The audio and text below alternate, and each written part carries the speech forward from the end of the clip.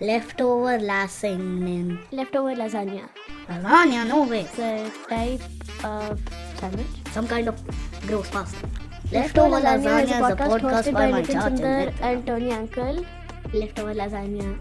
Very funny name.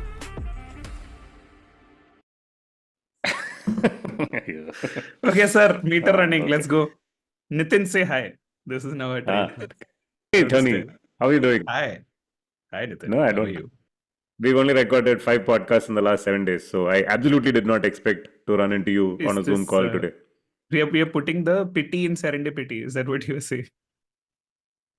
Well, we should have pity on our listeners to put up with us across multiple podcasts. So here we are. Episode 4 of Leftover Episode Lasagna is about serendipity. I don't think anyone honestly believed we would last 4 episodes, or is it 5? But anyway, we are here.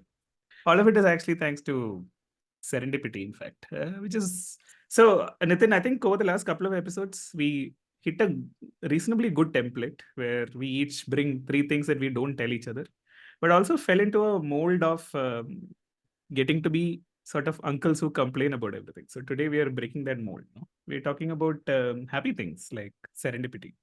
Yeah, but the fun part today and every day is that we don't tell each other that what we've prepared because we rarely prepare. However, given that we are bringing a couple of things each, like potluck, what will be amazing on an episode of serendipity, but also sad, is that both of us come up with the exact same things for discussion, and therefore we cut short the number of minutes, which will be serendipitous discovery for our listeners because the episode will be short then. Well, you said the good thing about our template is that we don't tell each other what we have come up with. Our listeners are hoping we won't tell them either, but then they spared the. So far, we have not run into issues where we have the same things in our list. Yeah. It almost happened in the last episode, but let's see today. And in the previous one, we just had to record the second half twice because we forgot to hit record. This very serendipitous, sounding like a broken record thing happened off. But anyway, that's not the case here. So Nitin, why don't we start with you? What is serendipity? And why are we talking about it? So serendipity, so it's a good place to start is the very etymology of serendipity. Actually, I'm going to throw it right back at you. Going right back to our elocution days. The Oxford Dictionary defines serendipity as, I don't know what it is, but just thought I'll do the voice. But anyway, serendipity basically is like happy accidents, right? Because I looked up the wiki page for serendipity and they said happy accidents redirects here. So I think that's a good short definition. Serendipitous way to land on the page for serendipity.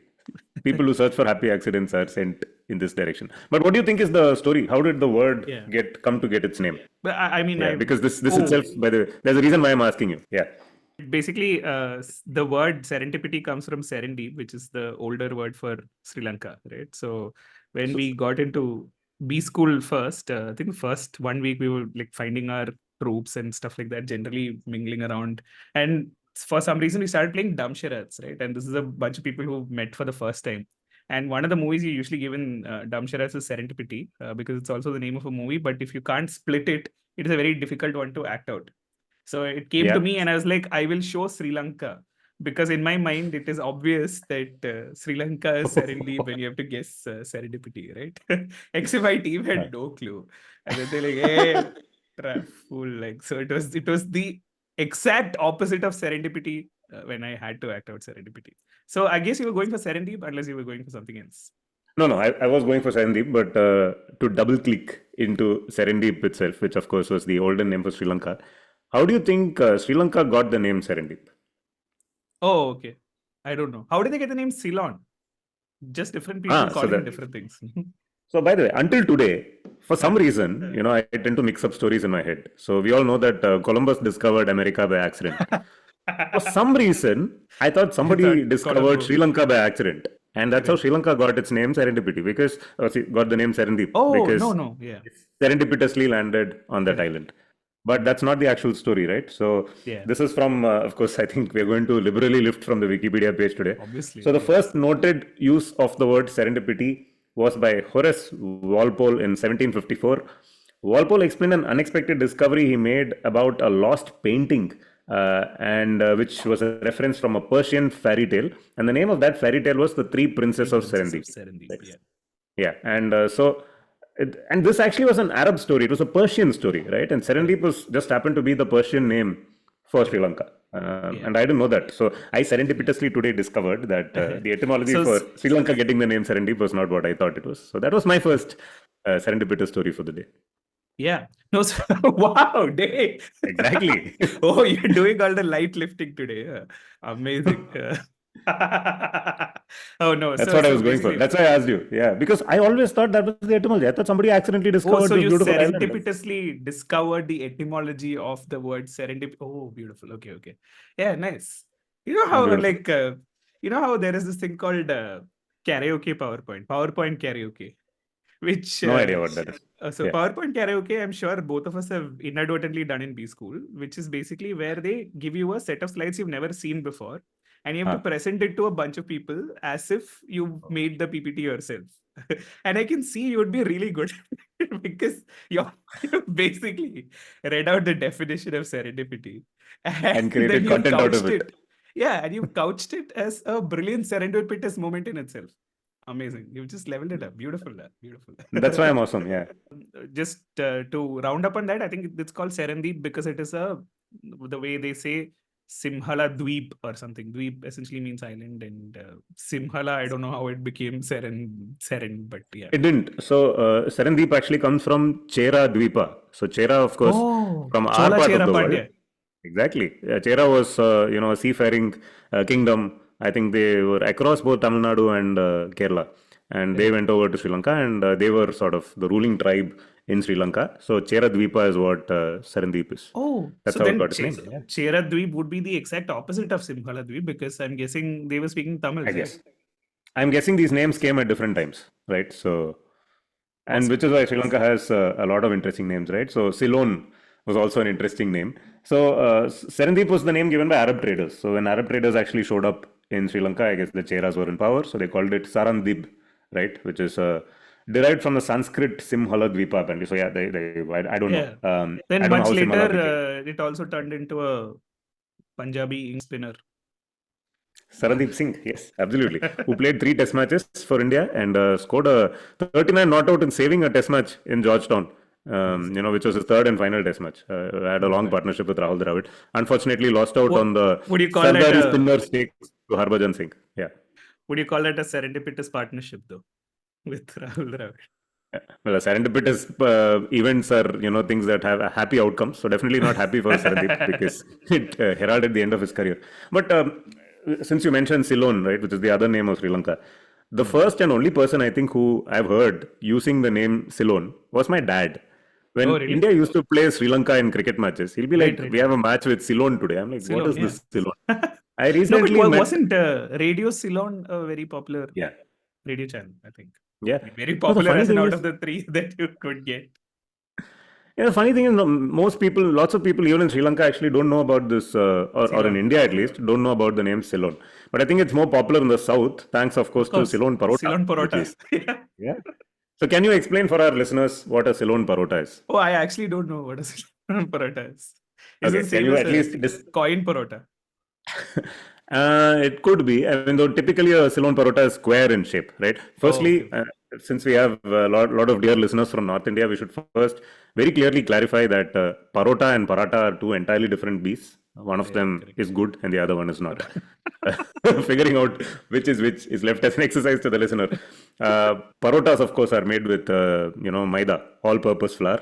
And the beauty of the parota is that it's not just rolled and flattened the way general flatbreads are made. Oh, right? It's layered like a lasagna. It is layered like a lasagna. There you go. Everything adds up eventually, right? So it's you make a ball out of the all-purpose flour, and then you actually pull the ball out, right? You make a rope out of it, and then you coil that rope, and then you flatten it. That's how you get the layers in a parota.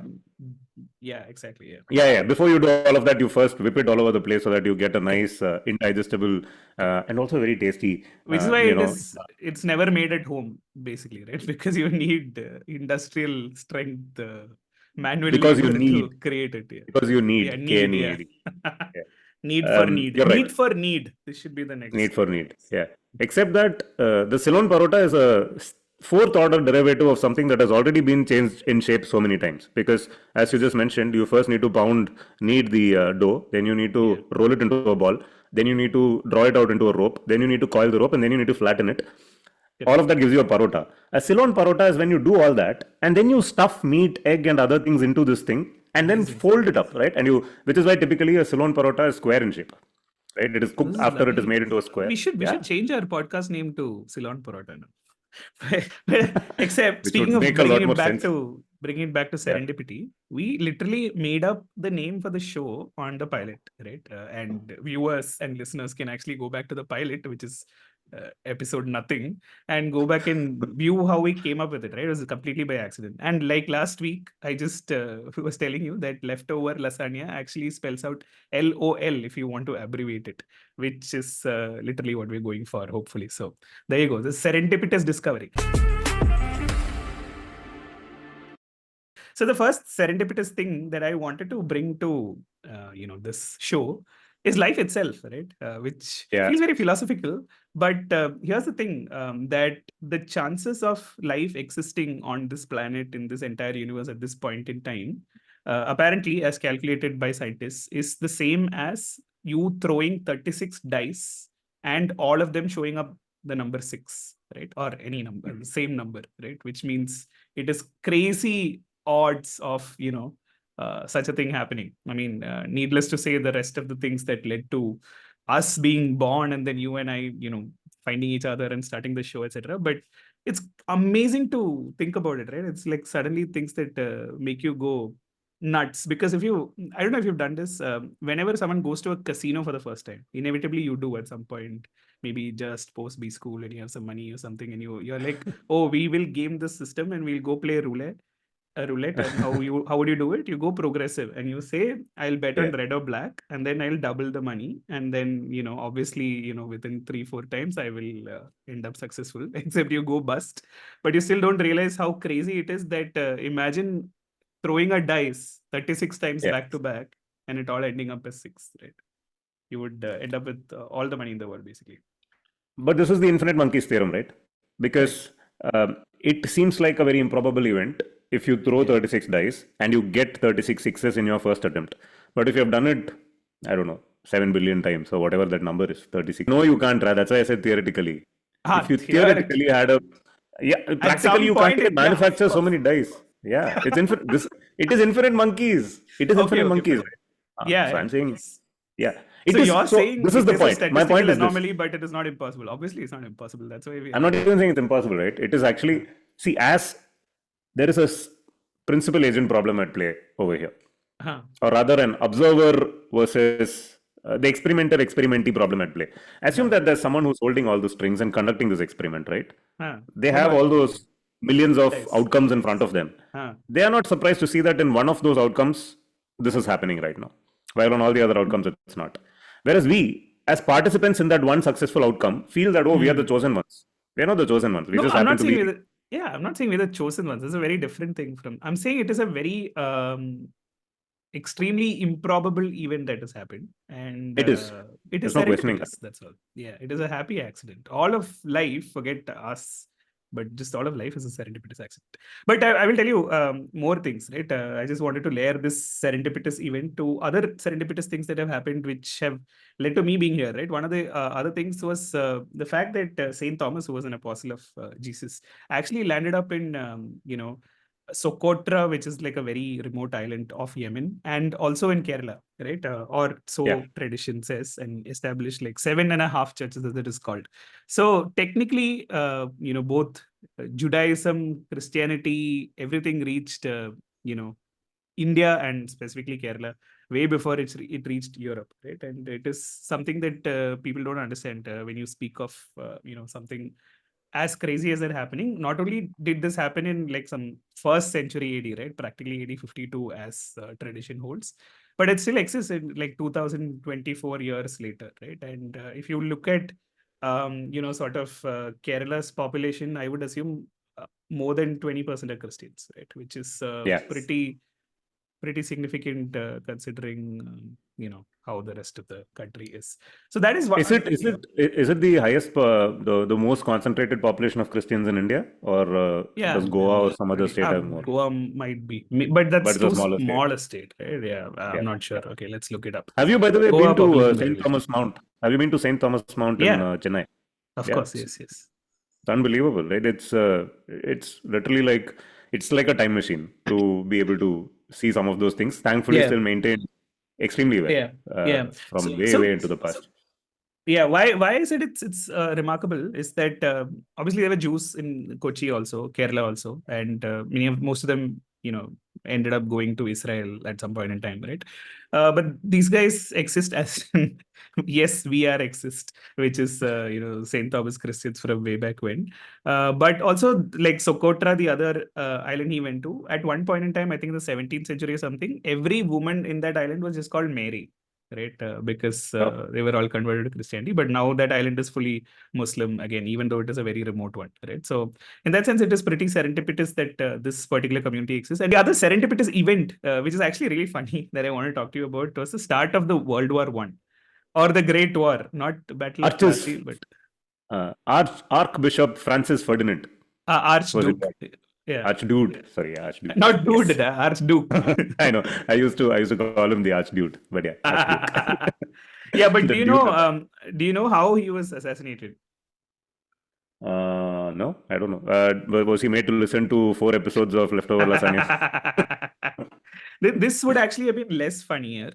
Because basically this dude was the heir apparent to the Austria-Hungary throne and whatever, and like Bosnia was part of their kingdom at that point, except these guys were like, we want to have a united sort of separate state, Serbians and Bosnians and all of them together. So basically they put together a sort of resistance, which is practically like all amateurs. Okay, so this one guy managed to get 6 students together who were between the ages of 18 and 20, and lined them up along the road where this archdude was coming through, visiting Bosnia along with his wife.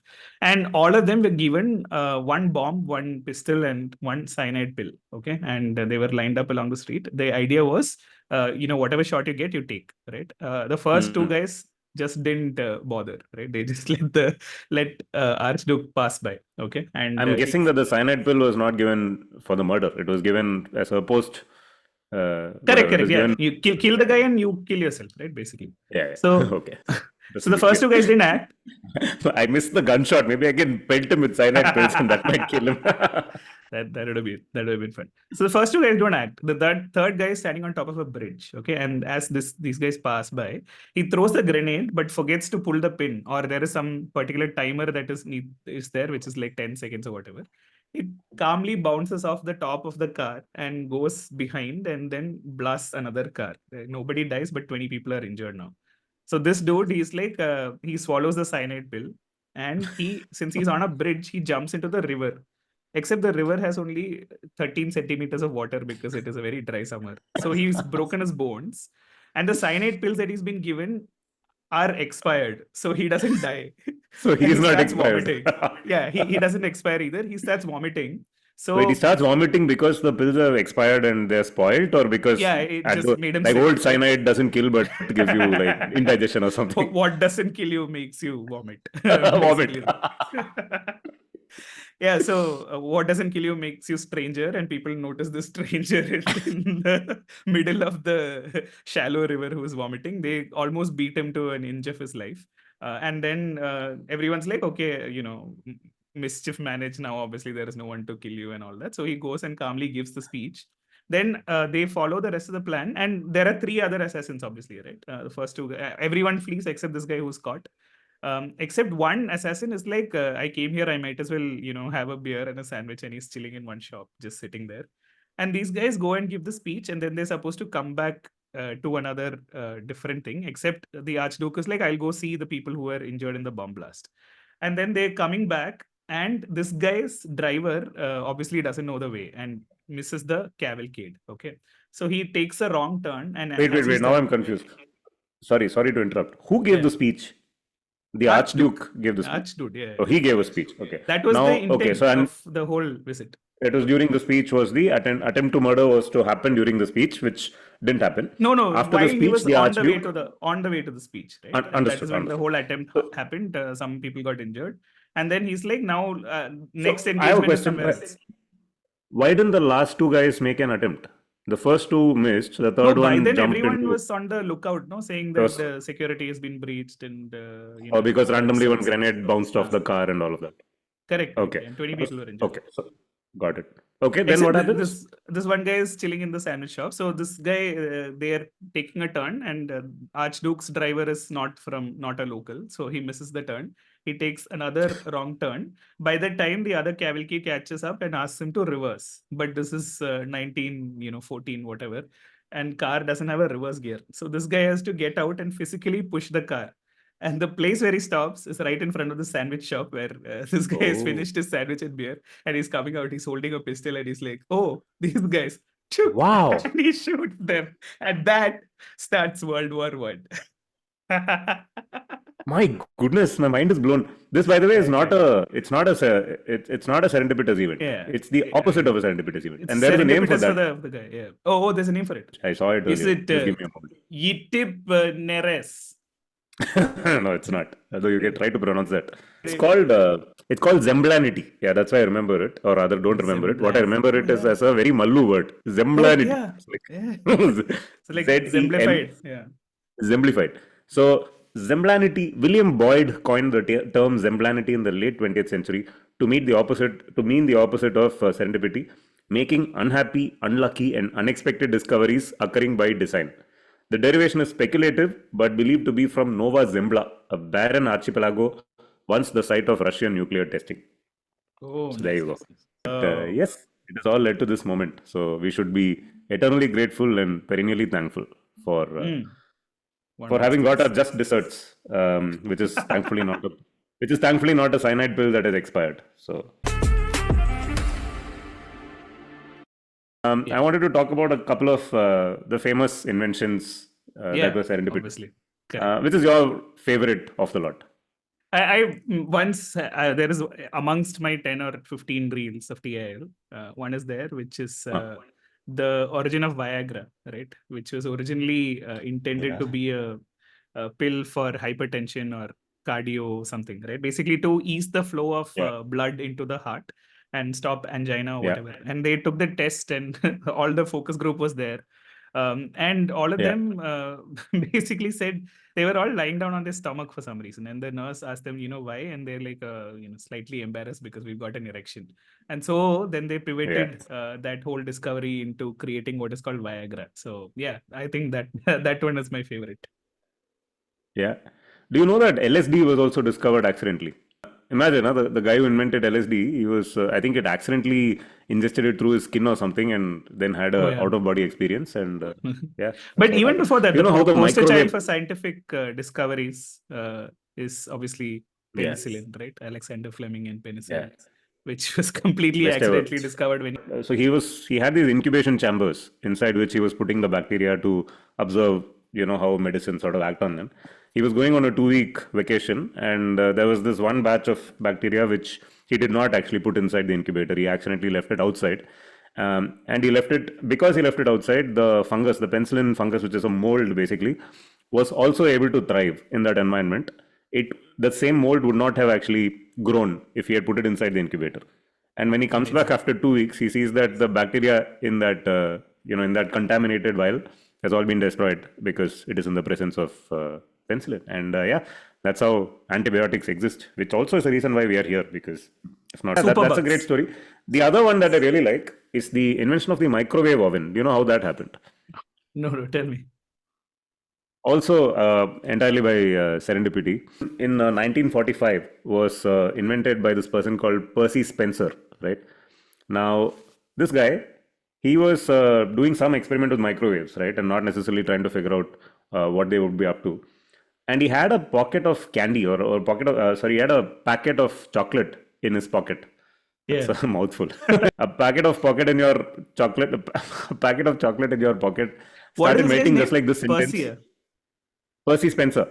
Yeah. Percy had a Percy packet of... Spencer put a packet of chocolate in his superb. pocket. And then it started melting because of the impact of microwaves from an active radar set he was working on. And that's how. He actually had a candy bar. Amazing. It was called the Mr. Good Bar Hey, but candy bar that this he had. happens in Kerala without you doing anything. Like the chocolates melt. You just expect them to. Exactly. It's only when the coconut oil freezes that we are surprised. Not when chocolate melts. But this is explained. No, this is all Saint Thomas. This is miracles that have been enacted by the apostle. Microwaves exist everywhere in Kerala, so that's why your chocolate is melting. Lovely. So after having melted the candy bar, he then actually tried to see if there are other things he could cook using microwave. So the first piece of food he deliberately cooked was popcorn, and the second one is something that we continue to be advised not to ever put inside a microwave oven, which is an egg. So he actually put an egg in the microwave, and it exploded in the face of the experimenter. Thankfully, that he had explosion egg did on not his lead to. face. He had egg on his face, exactly. The yolks on him. Okay. His friend said, "I'll bum into you later." You can't make an omelette without accidentally discovering a microwave oven, a few microwave ovens. They were walking on eggshells all day after that. Literally, yeah. Okay, yeah. I think we have fertilized the shit out of that joke. You think this is over? No, I'm putting more jokes into another basket. No, finish what you were saying before. That's all. I'm done with the microwave story. What else? lost the will to explain. One of the cool things that I saw recently, I'm not sure if it is serendipity or if it is just connecting dots, but interesting nonetheless, is that there has been a AI scan mechanism developed for cancer cells. It comes from the way technology was used to scan Japanese breads and pastries, right? So in Japan, which is obviously crazy about its food, and they have a wide variety of things. Have they tried Ceylon parota? They probably have. Wasabi Kit Kat, right? Anyway, so one of the things that was a consumer insight was that if you want to sell pastries or breads, you should sell them not packaged but in the open, because that gives a sign of freshness, basically. But the challenge here is obviously that there are so many different types of pastries, and you don't want the person at the till holding the pastry and scanning it or whatever to bill it, right? Yeah. So this created a challenge where you had to have a system which identifies multiple different breads, calculates their pricing, and throws it all up in one go without the need for a human intervention. Right. So basically, they created a image detection system, which was one of the challenges that AI had to solve initially, which is quite tough, right? Especially if you have so many different things. But basically, they were able to do it, which is that you place it on that, you as the customer place it, it automatically detects what kind of pastry it is, and boom, bam, bim, your billing is done and you're out of it. And then someone somewhere sort of realized that, read the story and realized that cancer cells actually resemble these croissants or breads or all of those things. Because you eat grains and you get cancer. It is all poison. Maida, Ceylon parota. Maida. Refined flour. Obviously. Anyway, so basically they've used the same system now to for early detection of cancer without needing a human to do all of the process, right? So basically this AI can sort of detect cancerous cells and sort of flag, and then the technician just needs to check, which I thought was pretty cool, finding application for one thing somewhere else. Not sure it's entirely serendipity, but what is there? Have you actually used one of these just walk out technology kind of things? Where, this thing called just walk out technology, where you just go, you pick up whatever you want from the store and you walk out. And it automatically bills you from your Amazon Pay wallet and you pay for it. This just walk out technology we used to use in engineering college canteen and all. Right? What's the wonder? Just take things and walk out. Just walk out. You were ahead Sir, of your bill. time. Yeah, he's like, sir, do you want anything more? No. Sir, bill? No, thanks. That also we don't want. We definitely don't want the bill. We had this when I was in Bangalore. There was this Big Basket Go or Big Basket Daily or whatever. There was a fridge basically that was installed in our building, which was stocked with Big Basket thing, fridge / whatever, like a cupboard. Like a And you vending could, machine. not really a vending machine, that's the whole thing. You could scan things from your phone, just take, and once you, basically Take you it would and get go. the, you could take it and go, and it would automatically detect how many you took and bill you for it. So also Amazing. just pop out. Yeah. I tried very hard to game that and try and steal some ice cream and stuff. Never worked. It would always bill me. Oh, really? That's Yeah. fabulous, man.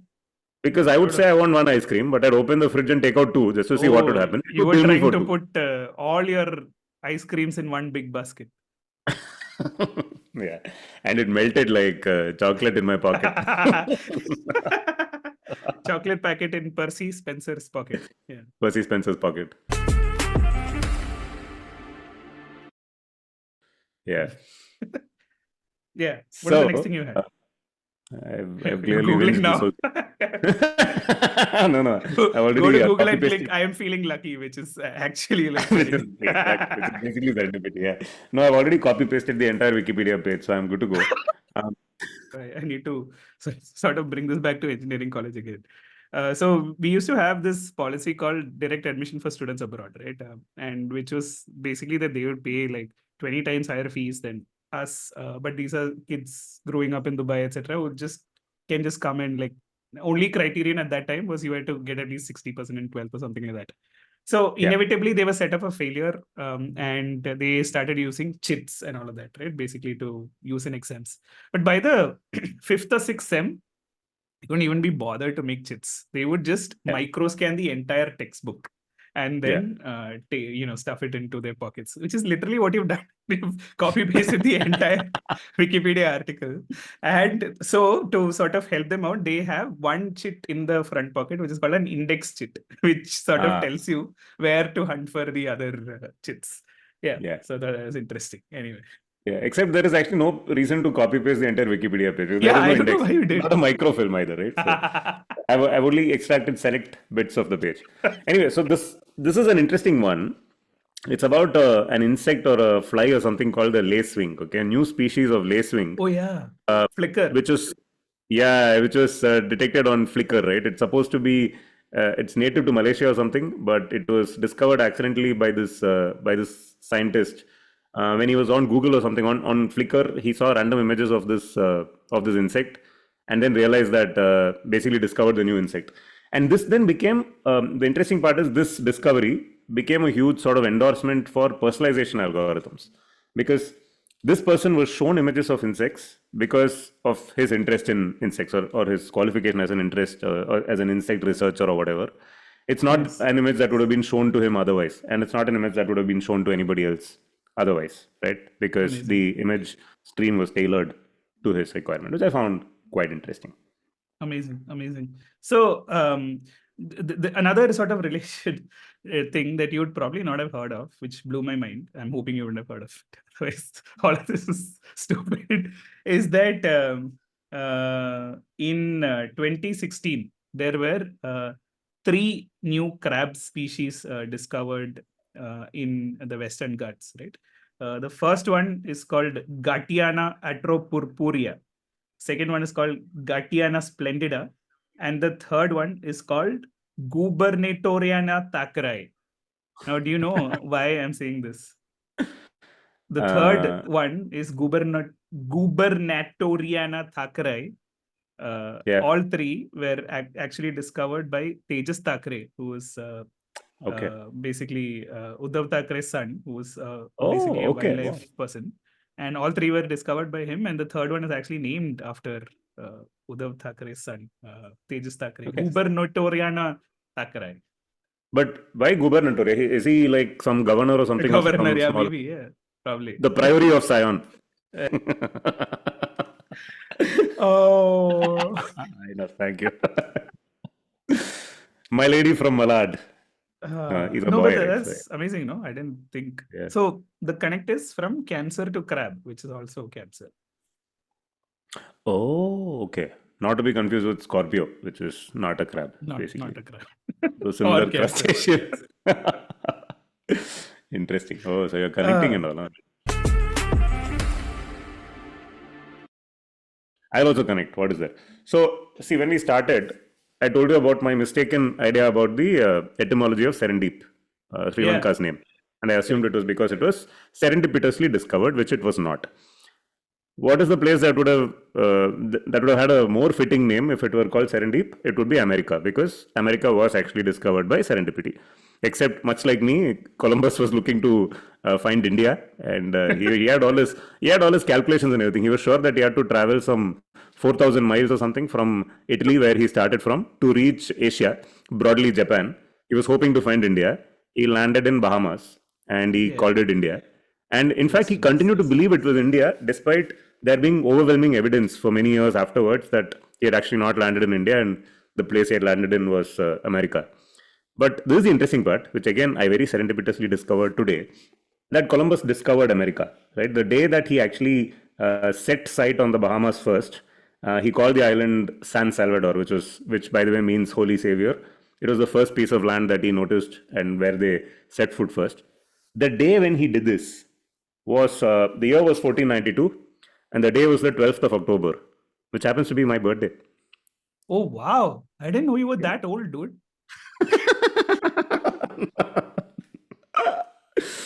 Well played. Yeah.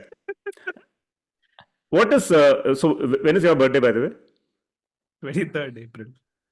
Why are you shy to tell me? It's okay. I don't know why we're revealing like. Oh yeah, you were born on Sachin Tendulkar's birthday, right? Yeah. Or Actually, one day after. One day before, yeah. But Malayalam Manorama claimed that it was Sachin Tendulkar's birthday. So Malayalam Manorama said it is my same birthday as me. So my dad actually wanted to change my name from Tony to Sachin, except my brother basically said, no, change my name instead. And he was older and like wiser and all of that. So he is Sachin actually. Yeah. Wait a sec. So what was your brother's name originally? His name was Lolek.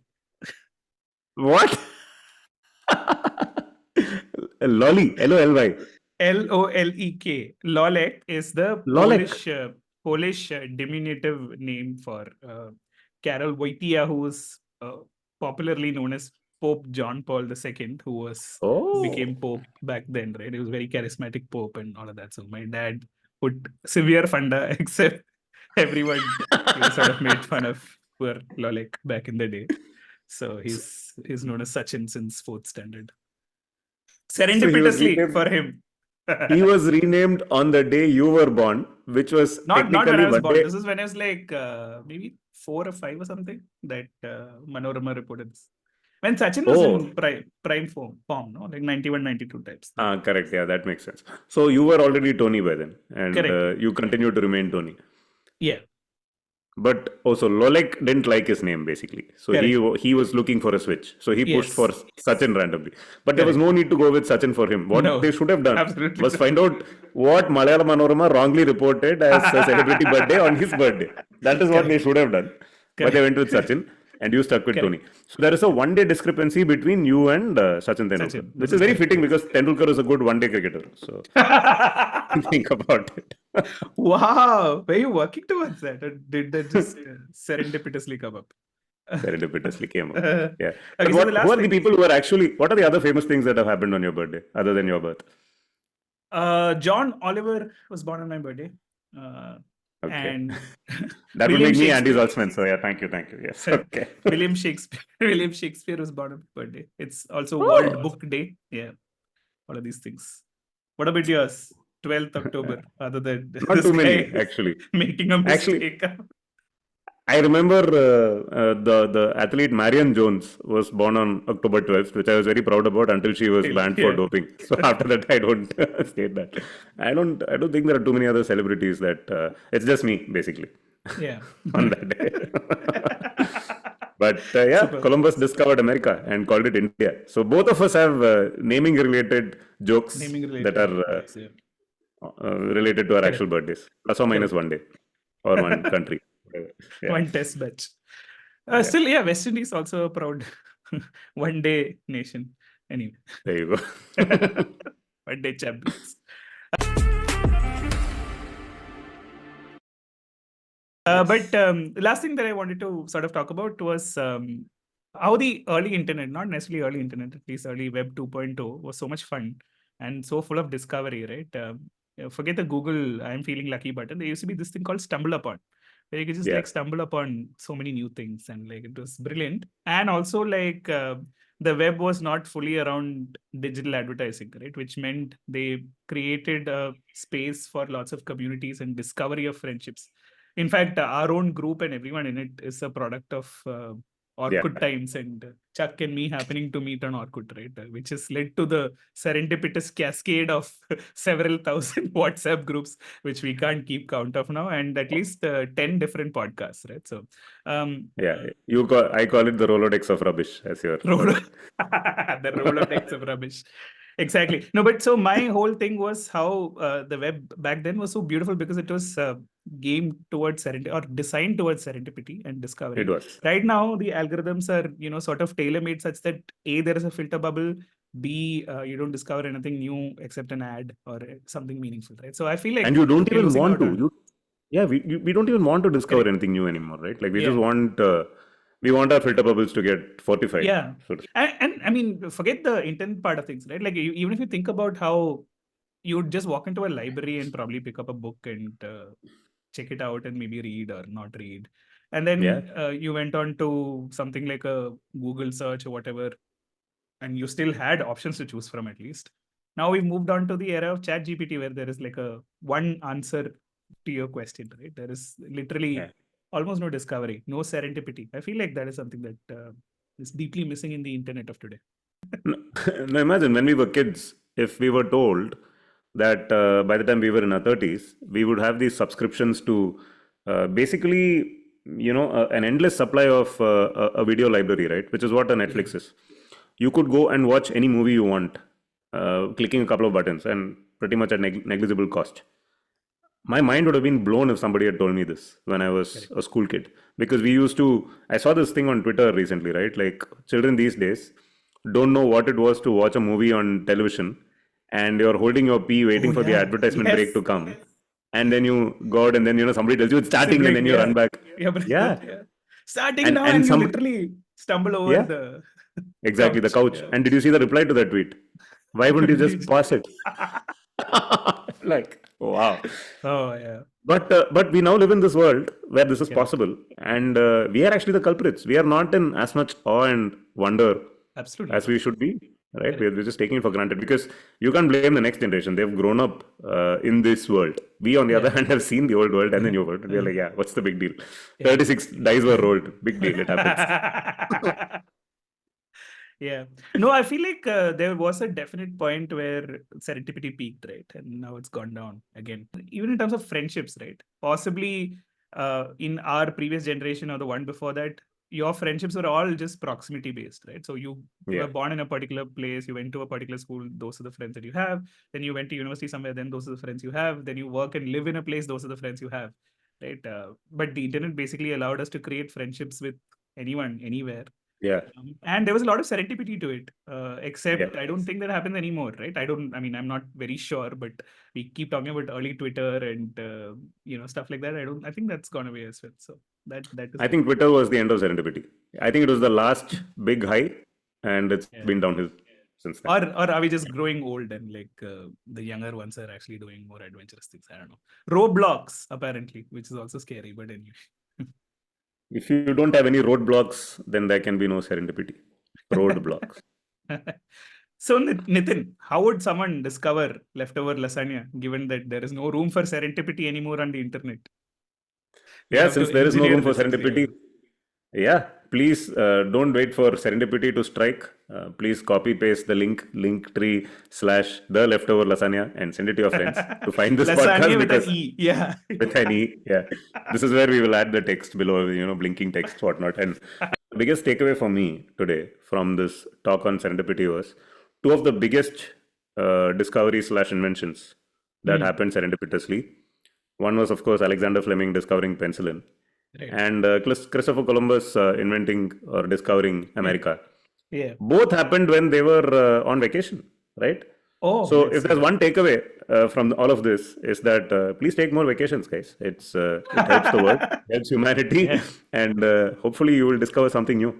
But if you're going on vacation, please charge your phone, take your earphones, and listen to Leftover Lasagna. So, I feel like you're sort of making an excuse and taking a break from the pod by going on vacation. Is this what is happening? serendipity max.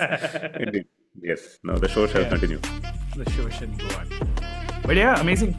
Social media. What? Shawshank Redemption.